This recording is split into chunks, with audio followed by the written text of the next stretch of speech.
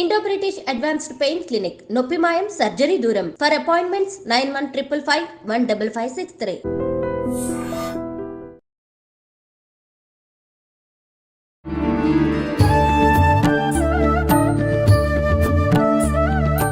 నమస్కారం గురుగారు. నమస్కారం. గురుగారు, ఆడవారి విషయానికి వస్తే వాళ్ళ నెలసరి సమయంలో రకరకాల జాగ్రత్తలు తీసుకోవాలని చెప్పి, ముఖ్యంగా పూజల విషయానికి వస్తే వాళ్ళు కంప్లీట్గా దూరం ఉండాలని చెప్పి, వాళ్ళు ఆ 4 రోజులు 5 రోజుల వ్యవధి ఏదైతే ఉందో ఆ సమయంలో మనం ఇంట్లో మిగతా వాళ్ళు కూడా పూజలే చేయకూడదు అని చెప్పి రకరకాలుగా వింటున్నాం. నిజంగా ఇదంతా నిజమేనా? అసలు మహిళలు నెలసరి సమయంలో పూజల విషయంలో, పూజ గది విషయంలో ఎలాంటి జాగ్రత్తలు తీసుకోవాలి, ఎలాంటి నియమాలు పాటించాలి? ముఖ్యంగా పూజ గది ముందు నుంచి వంటగదిలోకి వెళ్ళడము అలాంటి దారులు ఏమైనా ఉంటే అసలు ఆ గది ముందు నుంచి కూడా తిరగకూడదు, కొంత దూరం అనేది మెయింటైన్ చేయాలని అంటుంటారు. నిజంగా అలా గదికి దూరం అనేది ఎంత దూరం అని ఏమైనా చెప్పారా మీకు? లేదా? లేదు గురుగారు. 4 feet 5 inches అని అలా ఏం చెప్పలేదు. అలాంటిది ఏమన్నా ఉంటే ఇప్పుడు మీరే చెప్పాలి. ఏం లేదమ్మా, ఇది నేను చెప్పినా ఇంకోళ్ళు చెప్పినా ఎవరు చెప్పినా కూడా ఒక నమ్మకం మీద ఆధారపడింది. కానీ శాస్త్ర ప్రకారం ఇది ఇంతే అని చెప్పడానికి లేదు. ఇది ఇంతే అని చెప్పేస్తే అది సత్యం కాదు. దానికి లాజికల్గా ఒక రీజనింగ్ ఉండాలి. ఆ రీజనింగ్ కూడా దేశకాల పరిస్థితులు అని ఒకటి ఉంది. దాన్ని బట్టి ధర్మం మారుతుంది అని అందరూ ఒప్పుకునే శాస్త్రం. ధర్మం ఆ టైంలో ఒక ధర్మం ఉంటే ఈ టైంలో అది కాదు. ఇప్పుడు నేను హిమాలయాలకు వెళ్ళాను కూడా, మానసరోవరం. అప్పుడు నేను చన్నీళ్ళలో స్నానం చేస్తానంటే డెఫినెట్గా మోక్షం వచ్చేస్తుంది నాకు. అప్పుడు నేను వేసుకోవాల్సిన డ్రెస్ కూడా వేరే ఉంటుంది. ఎక్కడో యుగ పొంగోలు చిన్నగా గావంచ కట్టుకుని ఉండొచ్చు సాధారణంగా. పరిస్థితిని బట్టి, దేశాన్ని బట్టి, కాలాన్ని బట్టి ఆ రకంగా చూస్తే ఇది ఇదే అని నేను చెప్పట్లేదు. లాజికల్గా ఆలోచిస్తే పూర్వకాలంలో అగ్రహారాలు ఉండేవి. ఒక ఇంట్లో చాలా మంది కంబైన్డ్ ఫ్యామిలీస్ ఉండేవి. ఇప్పుడంటే ఒంటి పిల్ల రాకాసులు వచ్చాం, ఒకడపడ ఒకడు కిట్టదు. ఒకే చోట అందరూ మాస్గా ఉండేవాడు. అండ్ ఆడవాళ్ళకి ఇది తప్పితే వేరే లేకుండా ఓవర్లోడ్ అయిపోయి మగాళ్ళు కూడా సాయం చేసి వాళ్ళు కాదేమో అప్పట్లో. ఇప్పుడంటే మోడర్న్ దీంట్లో ఒక స్టైల్ అయింది. మొగాడు కొరలు తగ్గితే అదొక స్టైల్ అయిపోయింది. అది మంచిది, యాక్చువల్గా అదే మంచిది. ఇప్పుడు మారిన ధర్మం ఆ రకంగా మంచిది. అంచేత ఆడవాళ్ళకి ఆ సాయం కూడా లేదు. పోనీ పని మనుషులా అంటే అసలు క్వశ్చన్ లేదు, పని మనిషి క్వశ్చన్ లేదు. ఏ రకంగా వచ్చినా ఓవర్లోడ్ అయిపోయింది. అంచేత ఈ 3 రోజులు 5 రోజులు పేరు చెప్పి వాళ్ళకు రెస్ట్ ఇస్తే మంచిది. ఆ పూజలు అన్నీ కూడా కట్టెలు ముక్కునేవాడి ఇంట్లో కూడా బ్రహ్మాండమైన పూజలు చేసేవారు. ఏదో చిన్న పూజ మనలా ఇప్పుడు చేసేటట్టు అగరత్తి వెలిగించడం కాదు, పెద్ద పెద్ద పూజలు. అదే పూజలు అన్నీ కూడా చేసి వాళ్ళకి ఒక బ్రేక్ ఇచ్చారు. నెంబర్ 1. నెంబర్ 2, ఆ టైంలో ఈ శానిటరీ నాప్కిన్స్ కానీ ఇంకోటి కానీ అవి ఏవీ లేవు. మోస్ట్ ప్రిమిటివ్ స్టేజ్ అనుకోవచ్చు. నాకు బాగా గుర్తు, చిన్నప్పుడు దానికి ఒక సెపరేట్ గది పెట్టేసేవారు. అంటే మా అమ్మగారు మా అక్కగారు వెళ్ళి ఆ గదిలో కూర్చునేవారు. నేను ఎందుకు కూర్చుంటున్నారో నాకు అర్థమయ్యేది కాదు. చెప్పేవారు కాదు ఆ రోజుల్లో. చాలా సీక్రెట్ గా మెయింటైన్ చేసేవాళ్ళు అప్పట్లో. అమ్మ ఎందుకు అక్క అందుకు వెళ్ళిపోయింది, మా లాస్ట్ మంత్ కూడా వెళ్ళింది, ఈ మంత్ కూడా వెళ్తుందంటే దేవుడు చెప్తాడు వెళ్ళమని అని చెప్పేసేవారు. నమ్మేవాళ్ళం. నాకెందుకు చెప్పడు, నేనే వెళ్ళాలి గోల పెట్టేవాడు నేను. ఇది తప్పితే నాకు అర్థం అవ్వదు. అది దూరంగా పెట్టి వాళ్ళు మోస్ట్ అన్హైజీనిక్ కండిషన్స్లో ఉంటారు కాబట్టి మేబీ ఇన్ఫెక్షన్స్ వస్తాయనో, లేక ఆ టైంలో అంతా ఎంత ఆ నీళ్ళు కూడా పోసుకునేవారు కాదండి. ఆ 3 రోజులు స్నానం లేదు అంటే చూసుకుని ఎంత ఇదిగా ఉంటుందో. దగ్గరికి వెళ్తే భయంకరమైన స్మెల్ వచ్చేది ఆ గడి దగ్గరికి వెళ్తే. అలాంటి కండిషన్లో పెట్టేవారు. నిన్నగా చెప్పాలంటే ఇప్పుడు మంచిదే అది. సో అలాంటి టైంలో మరి ఇబ్బంది, వాళ్ళకి ఇబ్బందే, చూసి వాళ్ళకి ఇబ్బంది అని చెప్పి ఏదో దూరంగా అది సాగింది కూడా మాకు. అదో దూరంగా ఉండడం, మా నాన్నగారికి వండడం, మేము మా అక్కయ్యలు వండడం అని ఏదో మిగతా వాళ్ళు వండేవాళ్ళు అయింది. ఆ కాలంలో అది సాగింది. ఇప్పుడు ఈ కాలంలో నేను ఒక రూములో ఉంటున్నాను, లేదా మహా ఉంటే 2 రూములు అంతే. డబ్బున వాళ్ళు పెద్ద పెద్ద బంగళాలు అది వేరే. వాళ్ళు ఏం చేస్తారు? దూరంగా ఉండు అంటే ఇంక అక్కడ నుండి అక్కడెక్కడో కూర్చుంటుంది, ముట్టుకుని దాన్ని బట్టలు ఇప్పేయడం, వాళ్ళని కొట్టడం, తడిపేయడం, ఇవన్నీ చేయడం కుదరదు నాకు. అందుచేత మా గురువు గారు చెప్పింది ఏంటంటే, స్నానం చేసి శుభ్రంగా ఉంటే ఇంట్లో పనులు చేసుకోవచ్చు. అంటే ఫస్ట్ స్టెప్. ఎందుకంటే ఇప్పుడు నన్ను అనుకోండి, నాకు వంట రాదు, మా ఇంట్లో ఎవరు లేరు అనుకోండి, ఆవిడ కూర్చుందంటే మేమేం చేయడం? హోటల్లో ఏం తెచ్చుకోవాలా? కష్టమే కదా. సో దానికి బదులు తలారా స్నానం చేసి శుభ్రంగా ఉంటే, ఇప్పుడున్న పరిస్థితుల్లో అన్నిటి వల్ల కొంచెం హైజీనిక్ మెయింటైన్ చేయగలరు ఆడవాళ్ళు. ఉంటే ఇంటి పనులు చేసుకోవచ్చు అన్నది మనం ఒప్పుకోవాల్సిన విషయం. అలా దూరంగా కూర్చోవాల్సిన అవసరం ఎంత మాత్రమూ లేదు. ఇప్పుడు ఆ కండిషనే కాదు. ఇప్పుడు అమెరికాలో ఉన్నాం, ఎవరు చేస్తారు? మనకి పని మనిషి కూడా లేదు అక్కడ, అన్నీ మనమే చేసుకోవాలి.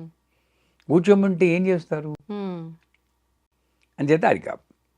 పోతే ఎంత దూరం ఉండాలి అంటే, ఈ మైల ఇవన్నీ అంటూ అపవిత్ర పవిత్రో వా సర్వావస్థాగతో వా యస్మరే పుండరీకాక్షం స బాకి అభ్యంతర శుచి అంటారు.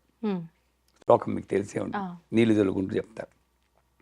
అంటే ఏంటి? పుండరీకాక్ష అనుకుంటేనే నువ్వు తృప్తి పడతావు, అంటే భగవంతుని నామం చెప్పుకుంటేనే నువ్వు తృప్తి పెడతావు. అలాంటి భగవంతుని అపవిత్రపరిచే ఇది ఏదైనా ఉంటుందా? భగవంతున్నే అపవిత్రపరిచేది లాజికల్గా ఉండకూడదు. ఆవిడ అలా వెళ్తేనే ఇది మైలు పడిపోతే ఇంకేమవుతుంది? అది కాదు, నా మైండ్లో అవుతుంది. ఆవిడ వెళ్ళింది కనుక ఈవిడ మైలు పడిపోయేది అనుకుంటున్నాను, కానీ నిజానికి అక్కడ శాస్త్ర ప్రమాణంగా లేదు. ఒక చిన్న ఎగ్జాంపుల్ చెప్తాను. గరిబిడి దగ్గర ఒక ఉపాసకులు ఉన్నారు, ఏమకోటి కృష్ణయాది గారు. నిప్పులు కొడుకుంటారంటారు. అంటే నిప్పులు కొడుకోవడం అంటే అంత నియమం, చాలా మడి ఆచారం. నాకు గుర్తులేదు. నేను న్యూజిలాండ్లో ఉండేవాడిని. అప్పుడు వెనక్కి ఇండియా వచ్చాం 5 ఏళ్ల తర్వాత. మా పెద్దమ్మాయి ఏమో, డాడీ గురువుగారిని కలిసి వద్దామా అన్నాం, కృష్ణయాది గారు. కానీ ఆ రోజు అమ్మాయి బయట ఉంది. చంపేస్తారు ఆయన్ని, కలవడం ఏమిటి? ఆయన ఆశ్రమంలోనే ఎవరిని ఉండక పని పంపించేస్తారు. ఇక బుద్ధి ఉందనా? డాడీ ఒక్కసారి అడుగు డాడీ, నాకు ఎందుకో కలుస్తారు. మా అమ్మాయి పెరటి చెట్టు వైద్యానికి పనికిరాదంటారు. మీ అందరికీ మేము గురువులు, కానీ మా అమ్మాయికి కనుక మా అమ్మాయికి డాడీ నీలా ఏం కాదు, ఆయన చాలా బ్రాడ్ మైండెడ్ అని. మా అమ్మాయి నీలా ఏం కాదు కృష్ణయ్య గారు, చాలా బ్రాడ్ మైండెడ్. సరే వణికిపోతూ ఫోన్ చేశాను, గురువుగారు మరి మా అమ్మాయిని మిమ్మల్ని కలవాలి. దానికి ఉంది కలమన్నాం. కాదండి, ఇవాళే మొదటి రోజు, శివ అనుకున్నారు. రమ్మనండి తలారా స్నానం చేసి పసుపు కొంగును కట్టుకుని రమ్మనండి. అలా కట్టడం వల్ల ఆయన దీంట్లో ఆ పసుపు పవిత్రతని చేకూరుస్తాం. ఇదంతా కూడా మైండ్ గేమే. అది కట్టుకుంటే మనకు ఒక ఎస్ అంతే. ఇప్పుడు ఎవరైనా చచ్చిపోయారు అనుకోండి, తలారా నీళ్ళు పోసేసుకుంటాం. ఏం వదిలిపోయింది అక్కడ? నాకు ఏమైనా వదిలిపోయింది అక్కడ? మన ఫీలింగ్ అంతే. ఆ ఫీలింగ్ పోయింది. అమ్మ నేను శుద్ధి అయిపోయాను. Mind game. అంటే పసుపు కొంగు కట్టుకొని, మీరు నమ్మరమ్మా, వెనక సీట్లో పక్కన కూర్చోబెట్టుకుని భుజం మీద చెయ్యి వేసుకుని తీసుకెళ్ళాడు మహానుభావుడు. తర్వాత చెప్పాడు, నేను పరిహారం తర్వాత చేసుకున్నాను అనుకోండి, కానీ నేను పరిస్థితిని బట్టి నేను అడ్జస్ట్ అవ్వకపోతే నేను ఉపాసకుడినే కాదు, గురువునే కాదన్నారు. అది కరెక్ట్. అందుచేత ఇళ్లల్లో పనులు మాత్రం చేసుకోవచ్చు. ఇకపోతే ఆ టైంలో నేను పూజలు చెయ్యొచ్చా అని చాలామంది అడుగుతారు. జపం చేసుకోవచ్చు. జపానికి దీనికి సంబంధం లేదు. ఎందుకంటే మీ దగ్గర మీరు ఉంటారు, చేసుకోండి. పూజలు అన్నవి నా వరకు మా గురువు గారు చెప్పింది బట్టి చెప్తున్నాను. ఇది శాస్త్రం అని నేను చెప్పటం మళ్ళీ మీ ఛానల్లో ఏకి పారేస్తాను నేను. ఇదేవి శాస్త్ర ప్రమాణం కాదు.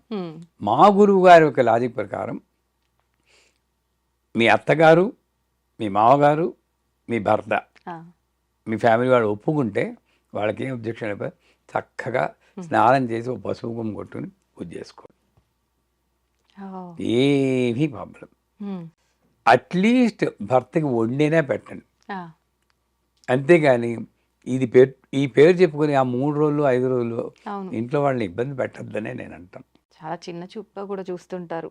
ఇప్పుడు ఏదైనా పూజా సమయంలో ఎవరింటికన్నా వెళ్ళాల్సి వచ్చింది అనుకోండి, అనుకోకుండా రావాల్సిన టైం కాకపోయినా ముందుగా రావటము, అలాంటి సందర్భాలు ఏదైనా జరిగితే అంత మాత్రం తెలియదా అమ్మా, అలా ఎలా వస్తుంది, అంత అపవిత్రం చేసింది మా ఇంట్లో వచ్చి పూజ దగ్గర, ఇలాంటివి కూడా ఎదుర్కొనే సందర్భాలు ఉంటాయి గురుగారు. అవును, దాని గురించి మాత్రలు వేసుకోవడం, అవును, శరీరంలో హార్మోన్ ఇంబ్యాలెన్స్ రావడం, అవును, ఎన్ని జరుగుతున్నాయి నిజంగానే.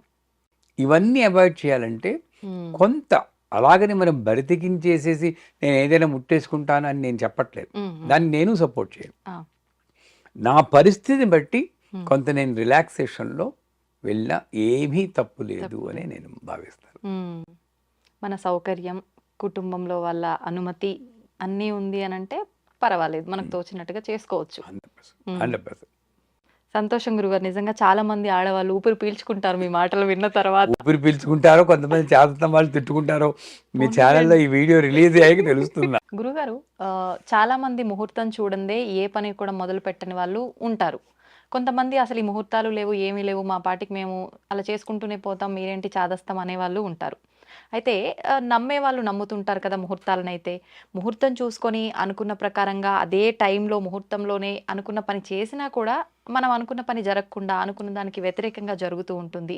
ఎందుకని ముహూర్తానికి ఒక బలం ఉంటుంది అని చెప్తూ ఉంటారు కదా, మరి అలా ఉన్నప్పుడు కూడా ఎందుకు వ్యతిరేకత ఉంటుందంటారు పనుల్లో?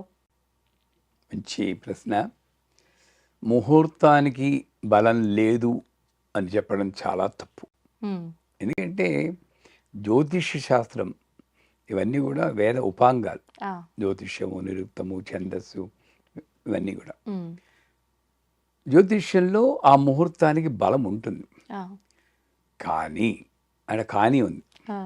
కానీ పైన మనకు ఒకళ్ళు ఉన్నారు, అది నేను మర్చిపోకూడదు. అవును, ఆవిడ అనుకున్న ప్రకారం, ఆవిడనంటే నేను అమ్మవారి ఉపాసకుడు కాబట్టి ఆవిడ అంటాను, లేదా ఆయన, ఆవిడ అనుకున్న ప్రకారం జరుగుతుంది. కానీ మనం నిమిత్త మాత్రం అని భగవద్గీత చెప్తుంది, ఏ శాస్త్రమైనా అదే చెప్తుంది. ఏమవుతుంది ఇక్కడ, ఆవిడ సృష్టిలో ఉన్నటువంటి ఉపాంగాల్ని పోషించాలి, జ్యోతిష్యాన్ని పోషించాలి, ఈ జీవి యొక్క కర్మని అందించాలి. అన్నప్పుడు ఏం చేస్తుంది, సాధారణంగా ముహూర్తాల్లో పనులు అవ్వడం అవన్నీ జరుగుతుంటాయి. కానీ ఒక సమయంలో వీడికి ఆ పని అవ్వకూడదు. అది కర్మ ప్రకారం అలా రాసి పెట్టింది, కర్మ ప్రకారం రాసి పెట్టింది. లేదా వీడు కోరుకున్న కోరిక అది మంచిది కాదు. దేవకార్య సముద్యత శ్రీమాతా శ్రీ మహారాజ్ని శ్రీమత్ సింహాసనేశ్వరి తిదగ్నికుండ సంభూత దేవకార్య సముద్యత అని అంటారు. అంటే ఏమిటి, ఆవిడ ఏ కార్యానికి హెల్ప్ చేస్తుందంటే మంచి పనులు చేస్తూ ఉంటే ముందు వెళ్తుంది. తిదగ్నికుండ సంభూత దేవకార్య సముద్ర, 10 మందికి ఉపయోగపడేటువంటి మంచి పని అయినా సరే, లేదా నీ అంతస్తుకి తగింది కానీ తగంది కానీ చేస్తున్నప్పుడు ఆ ప్రభావం వేరే ఉంటుంది. ఆలోచన ఇప్పుడు ఇక్కడ ఉన్నానండి, నేను అమెరికా ప్రెసిడెంట్ అయిపోవాలి అనుకున్నాను, తప్పు కదా అది. దానికోసం ఇలా చేస్తే అలా అవుతుంది, ఈ ముహూర్తం చేస్తే అలా అవుతుంది. అసలు కోరికతోటి మనం ఒక ముహూర్తం పెట్టుకున్నామంటే అది ఫలిస్తుంది ఫలించదు అన్నది మన చేతుల్లో లేదు, ఆవిడ చేతిలో. నిజం చెప్పాలంటే రాముల వారి పెళ్ళి ముహూర్తం చూసే చేసి ఉంటారు, అవునా కదా? మరి ఎందుకు అలా జరిగింది అంటే అలా జరిగింది. అది మనకు అలా జరిగి ఉంటే దురదృష్టం అనుకుంటాం. కానీ ఆయన విష్ణుమూర్తి అంశ కాబట్టి ఈ రావణాసురుడనే రాక్షసుని సంహరించడం కోసం ఈ కథను నడిపాడు, లోక కళ్యాణం కోసం. సో ఆయన దృష్టిలో అన్నీ మంచే, అందుకే భగవంతు దృష్టిలో చెడు లేదు, మన దృష్టిలోనే మంచి చెడు లాభం నష్టం ఇవన్నీ వస్తాయి. అందుచేత నేను ముహూర్తం చూసుకున్నా పనులు అవటం లేదు అని అన్నారంటే, ఒకటి నా దురాశ అవ్వచ్చు, రెండు నా కర్మ పరిపక్వత. ఎందుకంటే ఆ టైంకి నాకు సరిగా లేదనుకోండి, ఇది ఎన్నిటి మీద ఆధారపడింది?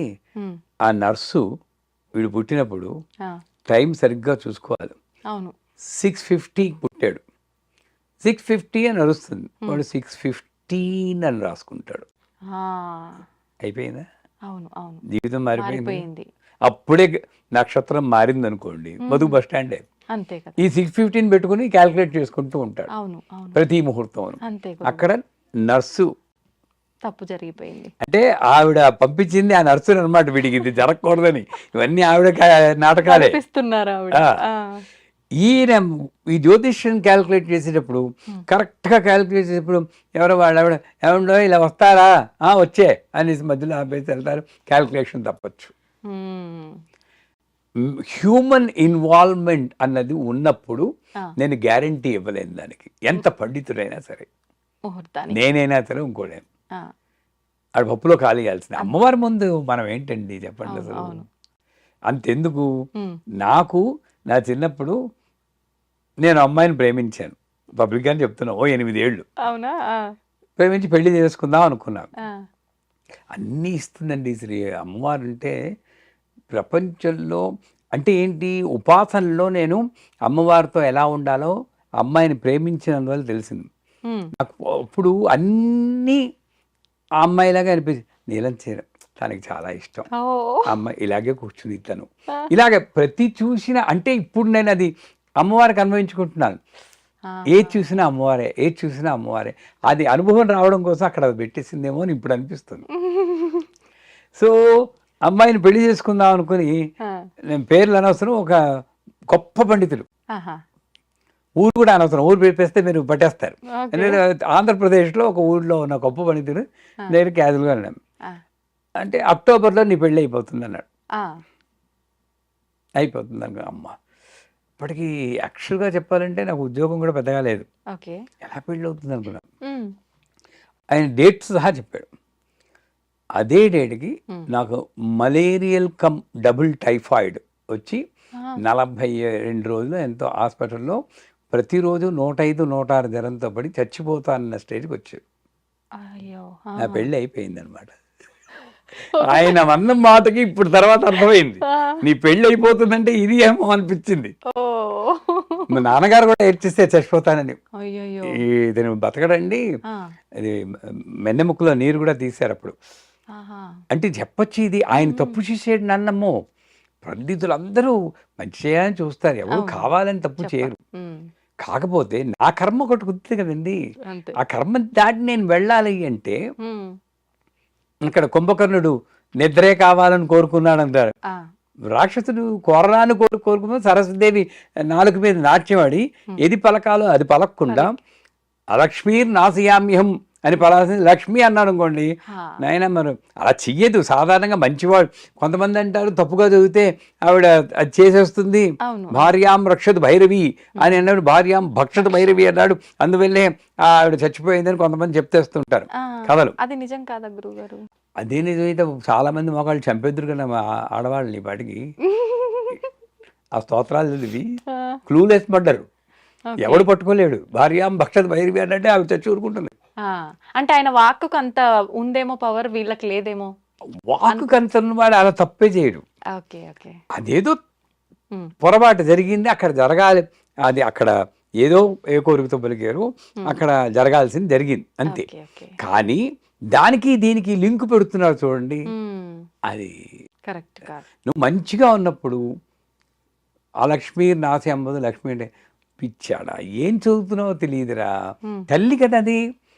పిల్లవాడు తప్పు చేస్తుంటే కొడుస్తుందండి, ఏం చేస్తుంది, సరిగ్గా చదవరా అని మంచి మార్గంలో పెడుతుంది, అంతే చేస్తుంది తప్పితే అదిగో నువ్వు లక్ష్మీనాథయం అన్నగా నేను వెళ్ళిపోతున్నాను ఎప్పుడు అందు. కాకపోతే ఎప్పుడు ఉంటుంది వీడికి అత్యాశ వచ్చి నా కోట్లు సంపాదించాలి అనుకున్నప్పుడు అప్పుడు వాడి నాలుక మీద ఇలా వేసి మడతేసి అప్పుడు ఆడిస్తుంది. అన్ని నాటకం ఆవిడదే, మడతేయడం ఆమె, గిల్లడం ఆమె, అన్నీ ఆవిడే. అందుచేత ముహూర్తాలు ఎందుకు పనిచేయట్లేదు అన్నప్పుడైనా సరే నేను గ్రహించాల్సింది ఒకటి, ఒక ముహూర్తం పనిచేయలేదంటే ఆ జ్యోతిష్కుని తిట్టుకోవడము.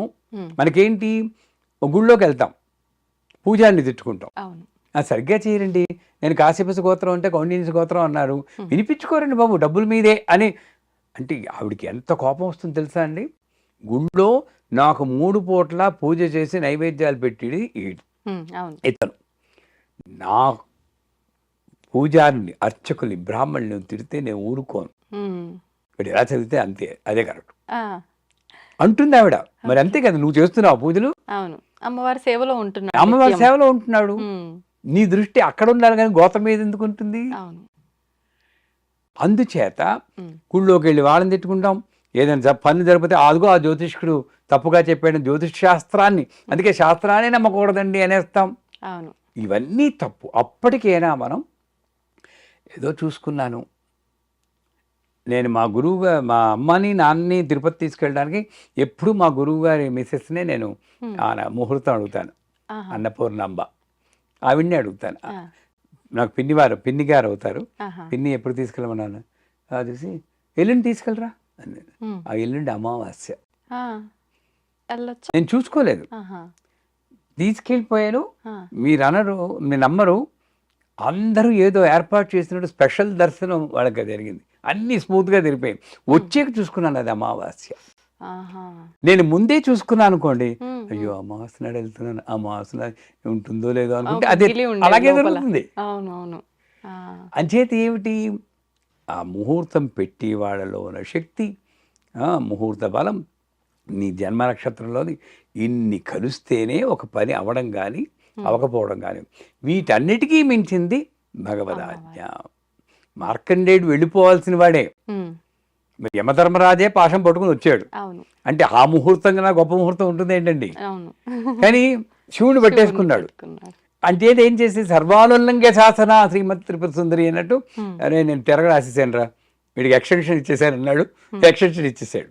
మనకు కూడా అలా సాధ్యపడుతుందా గురువుగారు? మరి మార్కండేయుడుకున్నంత నమ్మకం ఉండే, నేను ఐసీలో ఉన్నప్పుడు ఈ జూమ్ సహ మాం పాలే పాలే మంత్రం చెప్పండి అంటాను. ఎలా ఉండాలి వాళ్ళు, ఏదో ఒకటి అవుతుంది, బతకడమో పోవడమో అవుతుంది, అది అయ్యేదాకానైనా నమ్మకం ఉండాలి. చేస్తాం గురువు గారు అంటారు, ఈ లోపల ఎంఆర్ఐ రిపోర్ట్స్ వస్తుంది, లాభం లేదు, లాభం లేదా, అయిపోయింది నమ్మకం. నీకే తేలలేదు అని పెట్టుకోడు, నాకు ఏదో ఒకటి నన్ను రక్షిస్తాడు అన్న ఆ మార్కండేయుడు నమ్మకం, ప్రహ్లాదుడు నమ్మకం పెట్టుకుని నేను గట్టిగా పట్టుకుంటే 100% షూర్. ఆ రోజుల్లోనే కాదు, ఈ రోజుల్లోనూ ఉన్నాడు భగవంతుడు, ఎప్పుడు ఉన్నాడు. అంటే కలికాలంలో పాపమే ఎక్కువ పాదాల పైన నడుస్తోంది పుణ్యం కన్నా. అది కరెక్టే. ధర్మపురుషుడు ఒక్క పాదం మీదే నడుస్తున్నాడు. నిజాన్ని చెప్పాలంటే అందుకే మనకి కన్సెషన్ ఇచ్చారు. ఇప్పుడు చూడండి, పేపర్ టఫ్గా ఉంటే వాల్యుయేషన్ ఈజీ చేస్తారు. అవునా? అంతే కలిపురుషుడు ఉన్నాడు కాబట్టి ధర్మపురుషుడు ఒక పాదం మీద నడుస్తున్నాడు కాబట్టి ద్వాపర యుగంలో, త్రేతాయుగంలో యాగాలు, ద్వాపర యుగంలో పూజలు అయితే కలవు నామస్మరణం అన్నాడు. అంటే గోవింద అంటే చాలరా నీకు మోక్షం ఇచ్చేస్తానని అక్కడే పెట్టాడు. ఆ రోజుల్లో అమెజాన్ ప్రైమ్ వీడియో లేదు, నెట్ఫ్లిక్స్ లేదు, టీవీ లేదు, ఐ డ్రీమ్స్ కూడా లేవు. ఇవన్నీ పెట్టేసేసి వీడి గోవింద అనడానికి కూడా టైం లేకుండా, దృష్టి ఐటీ జాబులు లేవు, ఇవేమి లేకుండా, ఆ టైం లేకుండా చేసి మాయలో పడేసింది. అది గొప్పతనం. కూడా కలవు నామస్మరణం అన్నా కూడా ఈ టైంలో చాలా కష్టం. అందువల్ల ముహూర్తాలు లేవు అని ఎప్పుడు నేను చెప్పాను.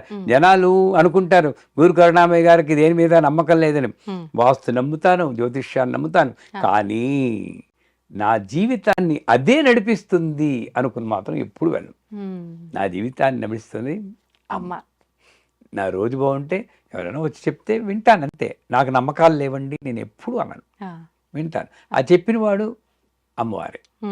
ఆ రకంగా వెళ్ళమనండి. పనులు అవ్వకపోతే అప్పటికైనా మేలుకుని అమ్మ దయ ఉంటే అన్నీ ఉన్నట్లే. పురాణ పండు వారు చెప్పినట్టు అమ్మ దయ ఉంటే అన్నీ ఉన్నట్లే. నిజంగా మీరు అన్నట్టు భగవంతుడు ఆడిచ్చే ఆటలో మనందరం ఆడుతున్నాము అంటే ఎంత మన లాస్ట్ స్టేజ్కి వెళ్ళిన వాళ్ళు కూడా ఇందాక మీరు అన్నట్టు అమ్మ ఒక్కసారి కన్ను తెరిచి విని ఆపాలి అనుకుంటే ఎంతసేపు గురుగారు? ఆ నమ్మకమే ఉండాలి నిజంగా. ఇప్పుడు చైనాలోను టిబెట్లో భూకంపం వచ్చి 3 రోజులు ఒక చిన్న నెలల పాప 3 రోజులు శిథిలాల కింద ఉండి బయటకు వచ్చిందంటారు. సాధ్యమా చెప్పండి?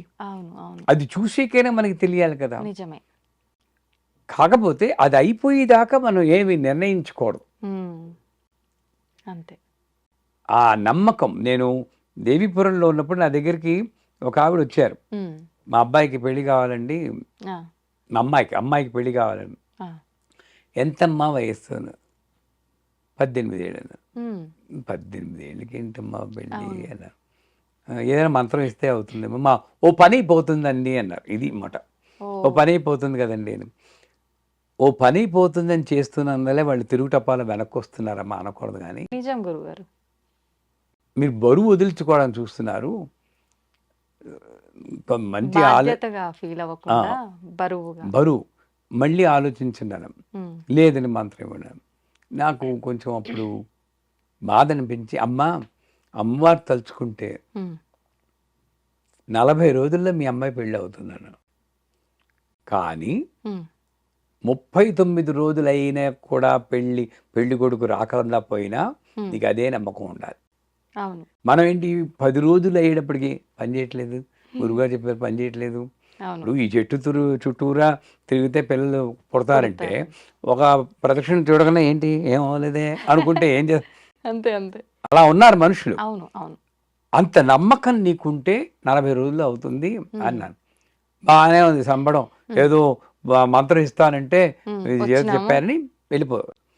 నా రూమ్ ఇక్కడ ఇలా వెళ్తుంటే లక్ష్మి గారని ఇంకో ఆవిడ వేరే కాటేజ్లో ఉంటారు. అలా వెళ్తుంది. ఎందుకు వచ్చారండి అన్నారు. ఇక గురుగారికి మా అమ్మాయి పెళ్లి గురించి వచ్చామంటే, ఇక ఏ అమ్మాయి వయసు ఎంత, మా మేనల్ల వయసు ఎంత, ఇలా కలిపింది. అప్పటికప్పుడు పెళ్లి కుదిరిపోయింది. మరుసటి వారంలో పెళ్లి చేస్తా ఉన్నారు. సిగ్గుపడి నా దగ్గర రాలేదు ఆవిడ. అరిచింది కదా. అంటే ఏమిటి, నేను గొప్పని కాదు, అంటే ఆఖరి నిమిషంలో ఏదైనా జరగచ్చు అనేది నేను నేర్చుకోవాలి. అక్కడ నేనేదో చెప్పాను, నేను చెప్పినట్టు అయిపోయింది అని మళ్ళీ యూట్యూబ్ వీడియోలు వేసుకున్నా అంటే నేను ఫెయిల్ అవుతాను. అవును. వచ్చింది కనుక చెప్పాను అంతే. అన్నిటికీ పైన అమ్మ ఉంది. అమ్మకి నేను సరెండర్ అవ్వాలి, ముహూర్తం పెట్టుకుంటా. ఇప్పుడు పెళ్ళయ్యాక చూసుకున్నా నేను మా ఆవిడ గణాలు గుణాలు అని చెప్తాను. 32 పాయింట్లు మీరు చూసుకున్నారా మీ పెళ్ళికి? 32 పాయింట్లు లేకపోతే చేయరు. మాకు ఇద్దరికి 6 పాయింట్లు వచ్చాయి. 43 ఏళ్ళు అయింది మా పెళ్ళి. బాగానే ఉన్నాం. మరి 32 పాయింట్ల వాళ్ళు వచ్చినవి ఎందుకు కొడుకు చచ్చిపోతున్నారు? అంటే ఏదో ఇంకోటి ఏదో ఉందన్నది నాకు పొరక తట్టడం లేదు నాకు. అది నేను గ్రహించడం కోసమే ఈ ప్రశ్న మీరు అడిగారు. ఈ సమాధానం ఆవిడ చెప్పింది. ఓకే. అంటే ఇప్పుడు మీరు అవి కలవకపోయినా ఇంత సంతోషంగా ఉన్నారు అని అంటే అమ్మవారి దయ ఉందనుకోవాలా? అమ్మవారి దయ ప్రకారం నా బుద్ధి ఆవిడ బుద్ధి సామరస్యంతో ఉండడం. అందుకే అమతిర్మేధ శృతి స్మృతిరంతమా అంటారు. అమతిర్ అంటే లలిత సహస్రనామంలో మతి కన్నా ముందున్నది, అంటే ఆలోచన కన్నా ముందున్నది అమ్మ. అది నేను గ్రహించినప్పుడు చండీ పాటలు చెప్తాను. నా రోజు బాగుంటే నాకు లక్ష్మిలా ప్రవేశించి నా చేత మంచి పనులు చేయించేది నువ్వే, నా రోజు బాగులేకపోతే ఆ లక్ష్మిగా ప్రవేశించి చెడ్డ పనులు చేయించేది నువ్వే, నేను నిమిత్త మాత్రుణ్ణి అంటూ. అంతకన్నా ఏం కావాలి? అంచేత ఆ ముహూర్త బలం ఉందో ఏముందో అది ఉంది. ఉన్నందువల్ల కరెక్ట్గా నాకు ఆ అడ్జస్ట్మెంట్ మెంటాలిటీ ఇచ్చింది, మా ఆవిడకి అడ్జస్ట్మెంట్ మెంటాలిటీ ఇచ్చింది. సఖ్యతగా ఉన్నాం. లేకపోతే నన్ను భరించడం చాలా కష్టం. అంతే అంటారా? అలా అనిపించరే? నేను మీకు అనిపించదు, దగ్గరలో ఉన్న వాళ్ళకి అనిపిస్తుంది. ఎందుకంటే పెర్ఫెక్షన్ 100%. మిస్టర్ పర్ఫెక్ట్ అన్న సినిమా వచ్చింది కదా, నాకు ఆ పెర్ఫెక్షన్ ఇష్టం. ఏదైనా బట్టలు ఇలాగే ఉండాలి, మీకోసం నేను వేసుకోను. ఆ, నా ఇంట్లో ఎప్పుడు వచ్చినా మేము ఇలాగే ఇస్త్రీ నడకుండా చూస్తారు, నన్ను హ్మ్, మేకప్ తోటి ఉంటాను. ఆ, ఒక ఒక ఫీలింగ్ అనమాట, అలా జరగాలి అని. ఆ, అలాగే ఈ ఫీల్డ్లోకి వచ్చాక ఆధ్యాత్మికంగా మాకు ప్రైవసీ లేదు. హ్మ్, ఆడపిల్లలు ఎంతో చేయాలి అని వస్తారు కదండి. ఆ, ఆ అమ్మాయి పాపం 20 ఏళ్ళకి వచ్చింది నా జీవితంలోకి. హ్మ్, ప్రైవసీ లే, అందరి శిష్యులే చుట్టూరా.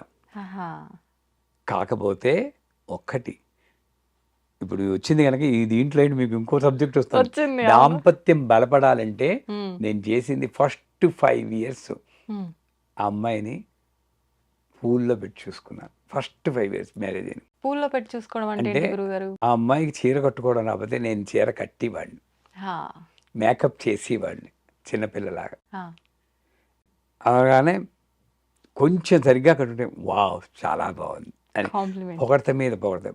అండ్ మీరు నమ్మరు, ఆ, ఒక సంవత్సరం పాటు, ఎవరు నమ్మరు, సంవత్సరం పాటు ఆల్మోస్ట్ ప్రతిరోజు సినిమాకి వెళ్ళేవాడు. ప్రతిరోజు, నేను కొనేది ఎంత, మోర మల్లెపూల మాల ఓ రిక్షాలో రాజమండ్రిలో ఆ, వెళ్ళి ఏ సినిమా ఎన్ని చూస్తాం వెనక ఆత కూర్చున్నా కబుర్లు చెప్పుకునేవాడు. ఆహా, ఆ బలం పడేటప్పుడు ఇంక వాళ్ళకి బాగా తినేసిన వాడికి ఆకలి వేస్తుందమ్మా. హ్మ్, అవును, అండ్ ముందుగానే చెప్పాను, హ్మ్, మా నాన్నగారు మా నా అమ్మగారు, ఏదో అప్పుడు ఒకసారి ఏదో విసుక్కున్నారు. హ్మ్, అంటే స్వెటర్ కొనిస్తే ప్రేమగా మామయ్య గారు ఇదంటే ఏంటి ఎంత, హ్మ్, $85 వేస్ట్.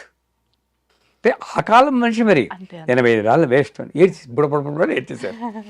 అంటే ఎప్పుడు చెప్పాను, ఆ, ఆయన రాలిపోయే ఆకు, హ్మ్, ఆయనకు నేను చెప్పలేను, అవును, మనం అడ్జస్ట్ అవ్వాలి. నేనేమన్నా అంటే నువ్వు బాధపడు, బాధపడు, బట్ వాళ్ళు ఏమన్నా అన్నా కొంచెం అడ్జస్ట్ అయిపోదాం. హ్మ్, ఆ సర్ది చెప్పుకునే గుణం, అవును, ఇవన్నీ కూడా అమ్మిచ్చిందే, నా గొప్ప కాదు, మా గురువు గారు ఇచ్చింది. హ్మ్, మా అమ్మ కన్నమ్మ గురువు గారు ఇవన్నీ ఇచ్చింది కాబట్టి చక్కటిగా విజయవంతంగా 43 ఏళ్ళు హ్మ్, కలిసి ఉన్నాం అంటే మామూలు ముహూర్త మాటలు బలం, కాదు. అమ్మ అనుగ్రహం. హ్మ్. నిజంగా మీరు చెప్పినట్టుగా ఇప్పుడున్న జనరేషన్ వాళ్ళలో ఇవన్నీ లేకపోవడం, మెయిన్ టైం ఇవ్వకపోవడం వల్ల, ఈ పోయే మనస్తత్వం లేకపోవడం వల్లే పెళ్ళైన సంవత్సరం లోపే విడాకులు. అంటే ఇంకెందుకు బాధేస్తుంది, ఆ! నేను మేము విమర్శించడం కాదు, అవును, బాధేస్తుంది. వాళ్ళకి చెప్పేవాళ్ళు లేరండి, అవును. చెప్పేవాళ్ళు లేరు. హ్మ్. పెళ్ళవుతుంటే తల్లి చెప్పి పంపించాలి, అత్తగారింట్లో ఎలా ఉండాలి, వాళ్ళు ఏమిటి అన్నీ చెప్పి వినేవాళ్ళు లేరు, చెప్పేవాళ్ళు లేరు, చెప్పేవాళ్ళే. రెండూ లేరు. అవును. అంచేత క్వైట్ హ్మ్. అన్ఫార్చునేట్. అవును. గురుగారు, క్వెషన్ ఏంటంటే మనం ఇంతకుముందు కూడా చాలా సార్లు మాట్లాడుకున్నాం. కానీ చాలా మంది చాలా రకాలుగా ప్రస్తుతం చెప్తున్నారు. మళ్ళీ ఒకసారి ఇంకా డీటెయిల్‌గా తెలుసుకోవాలనిపించింది. బ్రహ్మ ముహూర్తం. అయితే బ్రహ్మ ముహూర్తంకి చాలా విశిష్టత ఉంది అని చెప్పి, ఏంటి ఆ విశిష్టత? మళ్ళీ ఆ సమయంలో మనం చేయాల్సిన పనులు కొన్నున్నాయి, చేయకూడని పనులు కొన్నున్నాయి అని చెప్పి అంటుంటారు. అసలు ఏంటి ఆ పనులు? బ్రహ్మ ముహూర్తం అనేది సూర్యోదయానికి ముందర. హ్మ్. ఆ లెక్కలేవో కొంతమంది అరగంట అంటారు, కొంతమంది 35 అంటారు, 3:30 గంటలు అంటారు. అవును. అది ఏదేమోనండి సూర్యోదయానికి ముందర. హ్మ్. ఎందుకంటే కాలాన్ని బట్టి మనం చెప్పాలి. ఆ! ఇప్పుడు ఐటీ ఫీల్డు బిజీగా ఉంటారు. అవును. రాత్రి యూఎస్ కాల్స్ అటెండ్ అవుతారు. వాడు నేను 3:30కి లేమంటే ఏం చేస్తారు? అంచేత మధ్య మార్గంగా చెప్పుకోవాలంటే సూర్యోదయానికి ముందర ఓ అరగంట ముందర అనుకోండి. హా!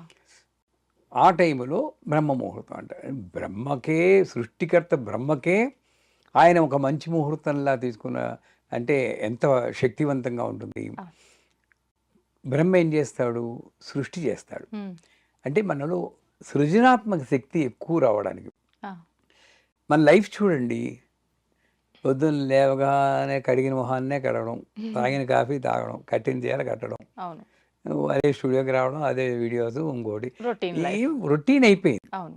ఒక సృజనాత్మక శక్తి హ్మ్. అన్నది, ఇది నేను కొత్తగా నేను ఇవాళ చేశానని తృప్తిపడి హ్మ్. అనేది వెనక్కి తిరిగి చూసుకుంటే ఎప్పుడో కానీ కథలు అంతే. అంతే. తగలదు మనకి. కొన్ని సందర్భాల్లో ఏదో వింత జరిగినట్టుగా. ఇందులో వెనక్కి తిరిగి చూసుకుంటే మన జీవితాలను, మీకు పెళ్ళయిందో లేదో తెలియదాకా, పెళ్ళైందా? అయింది. పెళ్ళైతే మీ జీవితంలో భర్త, పిల్లలు, స్టూడియో, ఐ డ్రీమ్స్ ఇవే ఉంటాయి తప్పితే, విజిత అన్న అమ్మాయి మీ దీని బొమ్మరిల్లులో సిద్ధార్థ్ చెప్తాడు, నేను వెనక్కి తిరిగి చూస్తుంటే నువ్వే ఉన్నావు నాన్న అంటాడు. అంతే. మనందరం సిద్ధార్థులమే. అవును. అవును. ఇది వెనక్కి తిరిగి చూస్తే నేను ఉండను. ఉండం. నా పిల్లలు, నా భర్త, నా భార్య, నా వర్క్ అని. అంతే. అదే సృజనాత్మక శక్తి మాట అటువంటి అసలు నేనే లేను. హ్మ్. అలాంటి వాడికి ఒక సృజనాత్మక శక్తిని కలిగించడానికి అనువైనటువంటి సమయం. ఎందుకన్నారు? యోగపరంగా చూస్తే సూర్యుడి యొక్క కిరణాలు, తెల్ల కిరణాలు భూమిని తాగినప్పుడు మాయాశక్తి వస్తుందని అంటారు. ఎర్ర కిరణాల వరకు పర్వాలేదు, అంటే ఎరుపెక్కిన అరుణోదయం అంటారు చూడండి, అప్పుడు పర్వాలేదు. తెల్లబడింది అనుకోండి మాయ వస్తుంది. మీరు గమనిస్తే సూర్యోదయానికి ముందరే ఒక అరగంట ముందు లేవండి, మీకు ఏమీ తోచదు, అబ్బా అలా ఉందాం అనుకోండి, లేదా బయటికి వెళ్ళి అలా అనిపిస్తుంది. అదే సూర్యుడు తెల్లబడిన, అమ్మో పని మనిషి ఇంకా రాలేదు, లేట్ అయిపోయింది. ఎందుకు వస్తుంది? అవును, తెల్లబడేటప్పటికి మనకు మాయ, అంటే ప్రాపంచికంలో పడిపోతాం. మాయ అంటే ఏమండి? ప్రాపంచికంలో పడతాం, ఇంకా వేరేదేది తోచదు.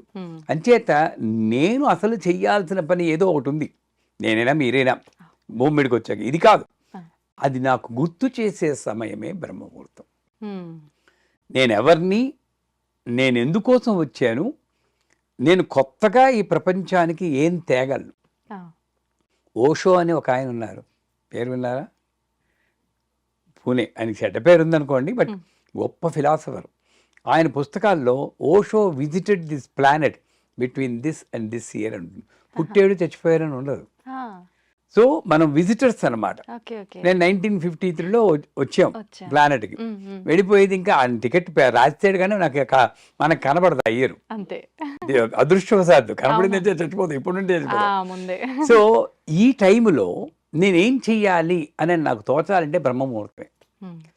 ఆ బ్రహ్మముహూర్తంలో మొట్టమొదట మా శ్రీవిద్యలో చెప్పాలంటే మంచం మీదే కూర్చుని ఉత్తరం కేసు తిరిగి జపం చేయమంటాం. నేను ఇది మా మాడ్యూల్ 1 బేసిక్ క్లాస్లో చెప్పినప్పుడు చాలామంది అదేంటి పళ్ళు కూడా దూపలేదు, జపం ఏమిటి అంటే. సో వాళ్ళందరికీ ఒక ఎగ్జాంపుల్ ఇస్తాను. విజిత గారు, మీరు మహాభక్తురాలు, పడుకుని ఉంటారు, మహాలక్ష్మి వస్తుంది, అమ్మ విజిత లేమ్మ, నేనే మహాలక్ష్మిని, నేను అనుగ్రహించడానికి వచ్చారంటే మీరు వెంటనే కాళ్ళు పట్టుకుని లక్ష్మీ క్షీర సంరాధనయాం అంటారా? ఎక్స్క్యూజ్ మేడం, నేను బ్రష్ చేసుకుని వస్తారంటారు? చెప్పండి. లేదు, వెంటనే మనం అమ్మవారిని, అయ్యో బ్రష్ చేయకుండా ఎలా పాట శ్లోకాలు చెప్తున్నారు, సాక్షాత్తు అమ్మవారే వచ్చింది. మరి అదే అంచేది ఏంటి అంటే, నేను మంచం మీద నుండి కిందకి దిగేరంటే ఈ కాలు పెట్టగానే నేను ఎవరినైతే భూదేవిని అంటున్నానో ఆ భూదేవిని తంతున్నాను. అవును, అందుకే ఒక శ్లోకం చెప్పుకుంటాం, భూమోస్కలిత పాదానాం ముమిరే అవలంబనం త్వయి జాతాపరాధాన మమ్మ తెలిసే తంతున్నానమ్మా. ఏం చేయను, కిందకి దిగపోతే నా సంసారానికి నేను చేయలేను. త్వయి జాతాపరాధానం త్వమేసరమే తస్మాత్ కారుణ్య భావేన రక్ష రక్ష మహేశ్వరి అని లెంపలేసుకుని దిగుతాం. అంచేత సిన్లెస్ స్టేట్, పాపరహిత స్థితి ఏమైనా ఉందంటే అది మంచం మీద. ఆ మంచం మీద జపం చేసుకుంటే అవుతుంది. మననాత్ త్రాయితీతి మంత్ర, గురువు ద్వారా ఏదైనా మంత్రాలు వచ్చి ఉంటే ఆ మంత్రాలన్నీ మనం అసలు బ్రహ్మముహూర్తంలో నిశ్శబ్ద ధ్యానం అనేది చాలా మంచిది. గోల లేస్తే గోలే కదమ్మా, బయట గోల లోపల గోల అంతే. నిశ్శబ్ద ధ్యానం అంటే కళ్ళు తెరుచుకుని ఎలా ఉండాలి.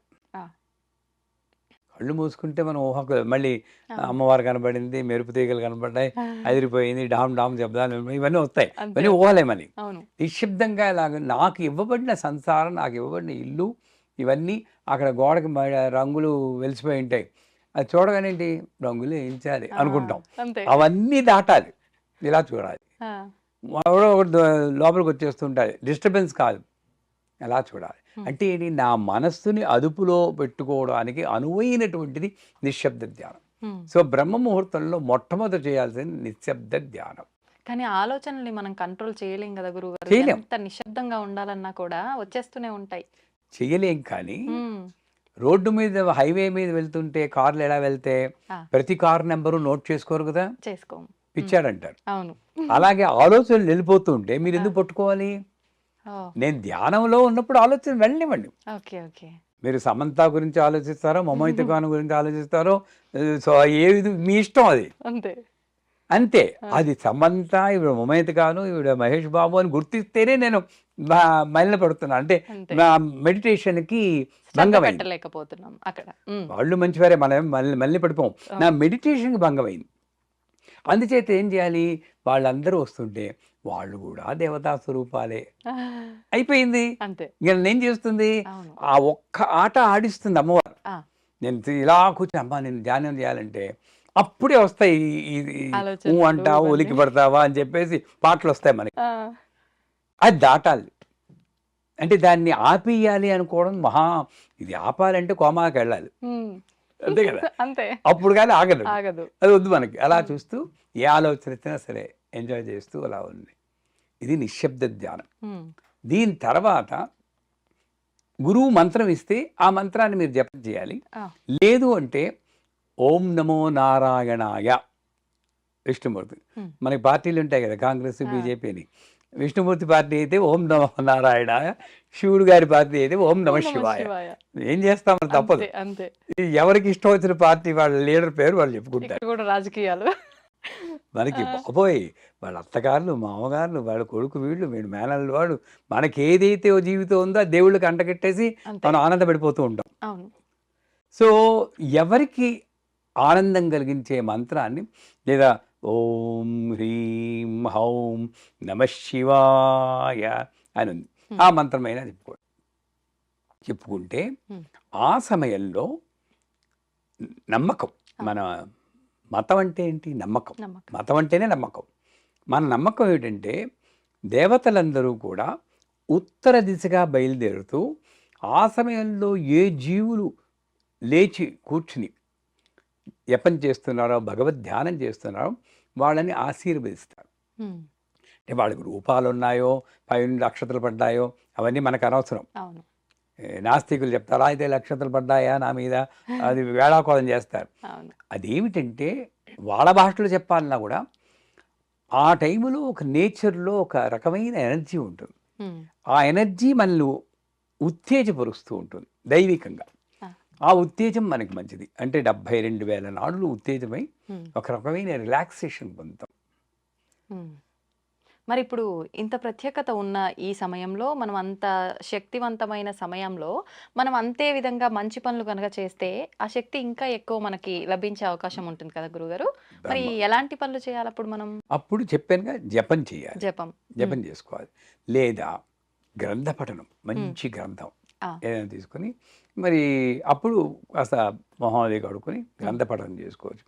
మా గురువు గారు ఏం చేసేవారు, ఆ, పొద్దున్నే లేచి, ఆయన చూడండి తెలివైన వారు చేసే పని, పొద్దున్నే లేచి ఆ టైంలో కంప్యూటర్ ముందు కూర్చుని ఉమ్, అలా తనకి ఏం తోస్తే అదంతా అమ్మవారి గురించి టైప్ చేసేవారు. ఆహా, ఆయన తాపత్రయం అంతా దైవీభవం ఆయన కట్టారు. ఆహా. ఆయన తాపత్రయం అంతా జగత్తుకి ఇవన్నీ ఈ విషయాలు తెలిసి తెలియచేయాలి. బాగుపడాలి అని. ఓకే. అయిపోయి సూర్యుడి పైకి వచ్చేసే కానీ పడుకుంటున్నారు, మళ్ళీ 8 గంటలు లేచిపోయారు. ఆహా, మరి నిద్ర ఆపుకోవద్దు కదా, అవునవును. 2:30, 3కి లేచిపోయేవారు. ఆ, ఆ టైంలో హాగా జపం చేసుకునేవారు, గ్రంథ పఠనం బోల్డ్ ఓకే. పుస్తకాలు చదివేవారు. సూర్యుడు అయ్యి ఒక 6:30 అయిపోగానే కొంచెం ఒక్క కునుకు తీసి 7:30 ప్రాంతం లేచేవారు. ఆహా, సో ఆ గ్రంథ పఠనం, ఈ జపం, ఈ 2 చేయడం, లేదా నిశ్శబ్దం 3, 3. అది చేస్తే మంచిది. ఉమ్, ఇకపోతే మా పీఠంలో ఉమ్, ఆ టైంలోనే మొత్తం అన్నీ అయిపోయాక పూజ కూడా చేస్తూ ఉంటాం, ఆహా. రుద్రాభిషేకం చేస్తాం. ప్రతినిత్యం ఉంటుందా గురుగారు? ప్రతినిత్యం ఉమ్, ఏకాదశ రుద్రాభిషేకం చేస్తాం. ఆహా, సహస్ర లింగాలకి, స్ఫటిక లింగాలు ఉన్నాయి, ఆ, ఆ సహస్రలింగాలకి ఏకాదశ రుద్రాభిషేకం ప్రతిరోజు ఆ బ్రహ్మ ముహూర్తంలో చేస్తాం. అదే చెయ్యాలని లేదు, భగవద్ ధ్యానంలో 3 రకాలు ఉన్నాయి: జపము, పారాయణ, అర్చన, తర్పణ, హోమం. ఈ 5 3 ఉమ్, ఆ బ్రహ్మ ముహూర్తంలో చేస్తే మంచిది. జపం ఇందాక చెప్పాం, అవును, పారాయణ ఏదో ఒక గ్రంథ పఠనం, అవును. భగవద్గీత చదువుకోండి, రామాయణం చదువుకోండి, లలిత సహస్రం చదువుకోండి. లేదా అర్చన, ఉమ్, అభిషేకం చేసుకోండి, ఓ చిన్న పూజ చేసుకోండి, అది స్నానం అది చేశాకే ఓకే. ఇది చెయ్యండి. ఉమ్, ఆ బ్రహ్మ ముహూర్తంలో చేస్తే ఇందాక చెప్పినట్లు దేవతల యొక్క శక్తి కూడా ఉమ్, మనకి తోడై అనేక అనుభవాలు పొందుతాయి. అంతేగాని బ్రహ్మముహూర్తంలో లేస్తే మీ కోరికలేని తీరిపోతాయి అలా చెప్పుకోకూడదు. ఆ, ఈ అసలు కోరికలే లేని స్థితికి వస్తారు. ఆ, మనకి కోరిక తీరితేనే ఆనందపడతాం ఎందుకు? ఇప్పుడు భోంచేస్తే ఒక శక్తి వస్తుంది. ఈ మోడర్న్ లైఫ్లో ఓ చిన్న క్యాప్సూల్ వేసుకుంటే అంతే శక్తి వస్తుందన్నారా లేదా? వస్తుందన్నారు. అవును. సో అలాగా నేను ఏ స్థితికి వెళ్తే అసలు కోరికే లేకుండా మహాతృప్తిగా ఉంటాను, అటువంటి స్థితి. అదే సమయంలో నాకు ఈ యొక్క వాక్ సిద్ధి, మా పవర్ ఆఫ్ మేనిఫెస్టేషన్ అంటారు, నేను అనుకున్నది అవడం, ఇవన్నీ కూడా వస్తాయి. అంచేత యోగ మార్గంలో కొంతమంది సంగీత సాధన, సంగీతం నేర్చుకుంటున్నారు, అప్పుడు వాళ్ళు సంగీత సాధన చేయడానికి అనువైన సమయం. కాబట్టి మీరు అనొచ్చు పక్కవాడు పడుకుంటే మీరు ఆడికి కేకలెడితే ఎలాగని, వేరే విషయం. దానికి అనువుగా ఉంటే ప్రదేశం సంగీత సాధన. ఆ రోజుల్లో ఆ టైంలో మొలలోతు నీళ్ళల్లో కూర్చుని సాధన చేయమని వారు. శంకరాభరణం సినిమాలో కూడా చూస్తారు, నీళ్ళల్లో కూర్చోబెట్టి సంగీత సాధన. ఎందుకంటే ఆ టైంలో ఈ కంఠం అలసిపోదు కదండి, రాత్రి అంతా ఒక 7 గంటలు రెస్ట్ తీసుకుంటారు, బాగా రెస్ట్లో ఉంటుంది. పొద్దున్న ఎప్పుడో మధ్యాహ్నం చేస్తానంటే అరిగిపోయి ఉంటుంది. ఆ టైంలో కంఠం బాగుంటుంది. నెంబర్ 1. వాతావరణంలో నాకేమీ డిస్టర్బెన్స్ ఉండదు, డ్రాప్ సైలెన్స్. ఎప్పుడైనా నేను లేచి చూసారు పొద్దున్న? లేదు చూసాను. ఇంకా అలాంటప్పుడు విలేజ్ లో అయితే ఇంకా చాలా బాగుంటది. అప్పుడే కోయిళ్ళు కూ కూ కూ కూ ఉంటే అసలు దురదృష్టవంతులు అన్ని పోగొట్టుకోవాలి. బ్రహ్మముహూర్తంలో లేవని వాడు ఏమక్కర్లేదు, అది పూజ ఇవన్నీ వదిలేండి, హాయిగా బయటకు వచ్చి అనండి ఒక్కసారి. దాని ఏ కారు బయటికి రాదు, పొల్యూషన్ ఉండదు, అవునా కాదా? సౌండ్ పొల్యూషన్ లేదు, ఎయిర్ పొల్యూషన్ లేదు. ఆ టైంలో మీరుంటే ఆరోగ్యం కూడా బాగుపడుతుంది. దేవుడి మాట ఉంటుంది, ముందు ఆరోగ్యం బాగుపడుతుంది, ఫ్రెష్ ఎయిర్ గాలి. అప్పుడు యోగా చేసినా కూడా మంచిదే. యోగాసనాలు వేస్తారు కొంతమంది. నేను చిన్నప్పుడు వేసేవాళ్ళం, 20 అప్పుడే యోగాసనాలు వేసేవాళ్ళం. శీర్షాసనం, హలాసనం, ధనురాసనం, ఇవన్నీ అప్పుడు వేస్తే బాడీ బాగా ఫ్లెక్సిబుల్గా ఉంటుంది, ఫ్రెష్గా ఉంటుంది, కనుక ఫోకస్ బాగా ఉంటుంది.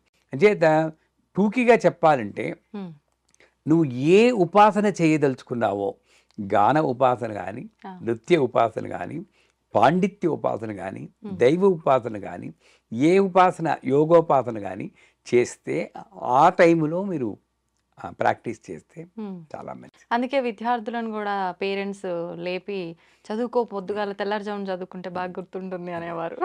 ఎందుకంటే చూడండి, రాత్రంతా మేలుకుని చదవడం ఒకటి, రాత్రి పెందరాడే పడుకొని పరీక్షలప్పుడు పొద్దున్నే 3:30, 4 గంటలు లేచి చదివితే చాలా బ్రహ్మాండంగా ఉంటుంది. మా అమ్మగారు అలాగే లేపేవారు, లేచి ముందు మొహం కడిగి కూర్చోాలనేది, కూర్చుంటే ఫ్రెష్గా ఉంటుంది. అది మొదట మొరాయిస్తుంది, ఊగేవారు కదా ఇలా నిద్ర వచ్చి ఉంటుంది. ఫస్ట్ 4 days ఉంటుంది. మా నాన్నగారు వెనక అనేవారు, ఆ నాన్నగారు భయంతో అనేవారు. ఇది అలవాటు అయిపోయి వీడు ఇంతేరా, వీడు పొద్దున్నే లేచి తీరుతారు చచ్చిరానుకుంటే మైండ్కు వెళ్తుంది ఆ సిగ్నల్, వెళ్ళి ఇంకా 3:30, నేను ఇప్పుడు కూడా 3:30, 4 కల్లా మెలకు వచ్చేస్తుంది. నాకు ఆ చిన్నప్పుడు మెలకు వచ్చిందే నాకు ఇప్పుడు అలవాటు అయిపోయింది. అంతెందుకండి, ఇక్కడ నుండి అమెరికా వెళ్తారా? అమెరికా వెళ్తే ఏంటి, మనకి రాత్రి వాళ్ళ పగలు.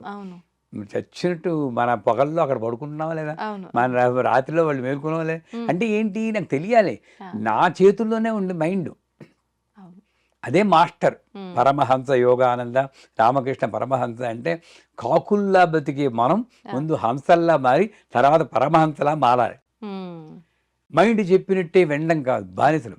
ఇది చూడండి, ఒకసారి చెప్పినట్టున్నాను మీకు, ఈ హైదరాబాద్, బెంగళూరు నగరాల్లో వాకింగ్కి తీసుకెళ్ళాలి కుక్క పిల్లలు. ముందు దర్జాగా వస్తాడు, అని వెనకాతల కుక్క ఉంటుంది, ఇలా పట్టుకుని వస్తాడు. కొంచెంసేపు కుక్క ముందు ఉంటుంది, వీడు వెనకాతలు వెళ్తాడు.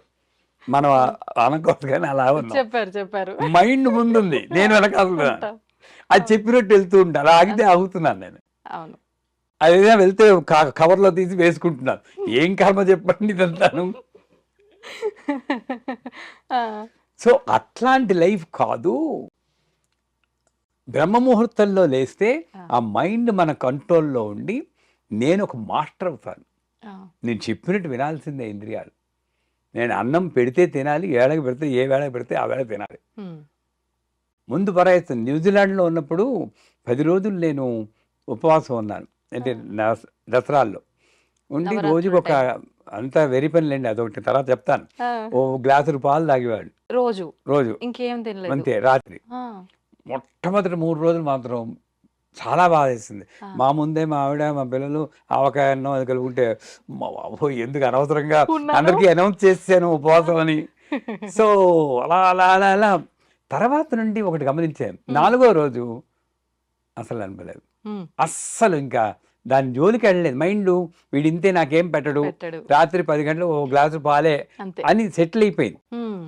అయిపోయి 10వ రోజు అయిపోయాక 11వ రోజు అన్నం పెడితే నేను తినలేదండి. ఇంత తింటే ఎక్కువ అలవాటైపోయింది. దాని తర్వాత నాకు వచ్చింది ఏంటంటే పుణ్యం, డయాబెటిక్, షుగర్ వచ్చింది. న్యూజిలాండ్లోనే షుగర్ వచ్చింది. అంటే మరీ అంత కటిక ఉపవాసం ఉండకూడదు, ఏదో కాస్త తీసుకుంటే పర్వాలేదు, కానీ మరీ అందులో అక్కడ దేశం కాని దేశం, అక్కడ వాతావరణం వేరు, అటువంటిది. అంచేత బ్రహ్మ ముహూర్తంలో నేను కానీ లేచి సాధన చేస్తే, ఇప్పుడు చెప్పిన సాధనలు, నా మైండ్ నా కంట్రోల్లో ఉంటుంది. నా మెయిన్ అక్కడే. అందుకే ఆకాశంలో చుక్కలు లెక్క పెట్టవచ్చు, తివిరి ఇసుమున తైలంబు తీయవచ్చు. అంటే ఇసకను పట్టుకుని ఇలా ఇలా పిండేసి నూనె వస్తుంది. సాధ్యమేనా గురుగారు? అదైనా సాధించవచ్చు.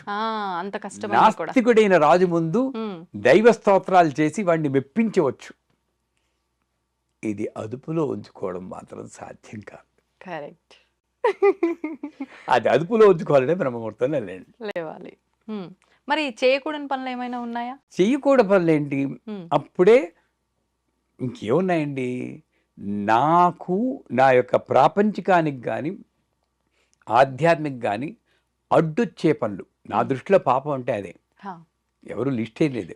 చేయకూడదు పనులు. అప్పుడు వచ్చి నెట్ఫ్లిక్స్ తీసి నిన్ననే సినిమా వచ్చింది ఓటీటీలో అని ఆ సినిమాలు చూస్తూ ఉంటారు. అటువంటి చేయకూడదు.